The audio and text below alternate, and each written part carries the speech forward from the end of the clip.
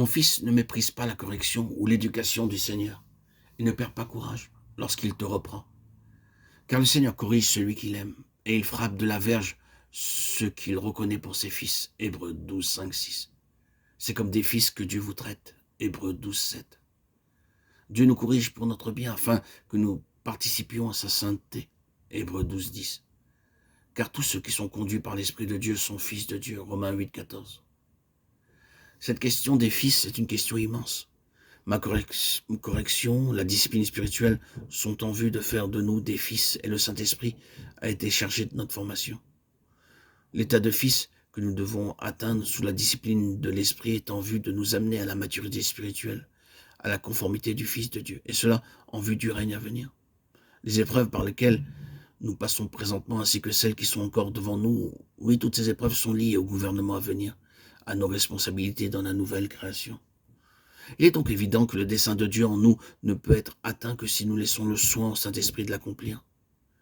Il est également nécessaire de souligner que cette maturité, cet état de fils, n'est pas une question uniquement individuelle, quoique cet aspect soit présent.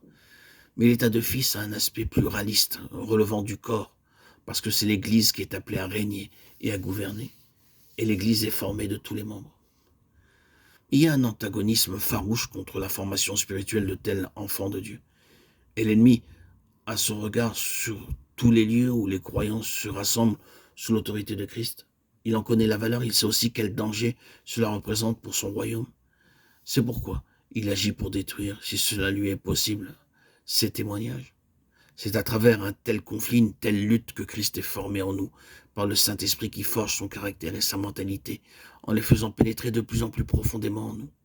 C'est ainsi que nous devenons des gens marqués par la lutte. Les valeurs combatives ne se développent qu'à travers ce vaste conflit.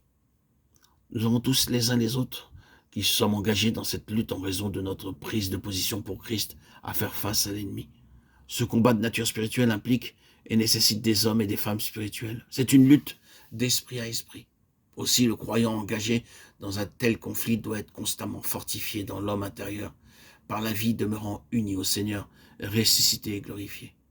Ainsi, parce que nous sommes appelés à gouverner dans l'éternité à venir et que notre destination est le trône, nous sommes aussi appelés à vaincre. Car l'héritage est à celui qui vaincra. Celui qui vaincra héritera ces choses. Je serai son Dieu et il sera mon fils. Apocalypse 21, 7. Celui qui vaincra, je le ferai asseoir avec moi sur mon trône, comme moi j'ai vaincu et me suis assis avec mon Père sur son trône. Apocalypse 3, 21. Ceci est l'explication de la nécessité de la discipline et de notre éducation spirituelle sous la conduite du Saint-Esprit, afin de parvenir à la maturité, à cet état de fils. Il y a, c'est évident, beaucoup de choses douloureuses et pénibles liées à cette formation de Christ en nous. Mais le dessein de Dieu implique que nous passions par les voies de Dieu. David ne parvint pas de suite sur le trône, bien que Dieu l'avait oint afin qu'il soit un roi pour lui. Ce n'est qu'après 15 années de préparation entrecoupées de toutes sortes d'épreuves au cours desquelles l'homme naturel connut le brisement que le Seigneur l'amena sur le trône. Il fallut qu'il apprenne, sous la puissante main de Dieu, à être conduit et dirigé par son cœur intègre et ses mains intelligentes. Et ce qu'il avait appris à travers toutes ses souffrances et sous cette discipline avait un but, celui de faire de lui un vase formé et structuré par l'Esprit de Dieu, capable de prendre soin et de conduire le troupeau de Dieu, son héritage. Il en est ainsi pour nous, qui devons marcher dans les voies de Dieu, en vue de notre formation, pour les responsabilités dans les âges à venir.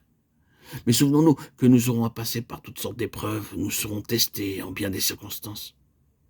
C'est un tel peuple que Dieu veut aujourd'hui, un peuple de fils, prêt à se laisser conduire pas à pas dans ses voies, quelles qu'en soient les conséquences, pourvu que le besoin de Dieu soit entièrement satisfait et son but atteint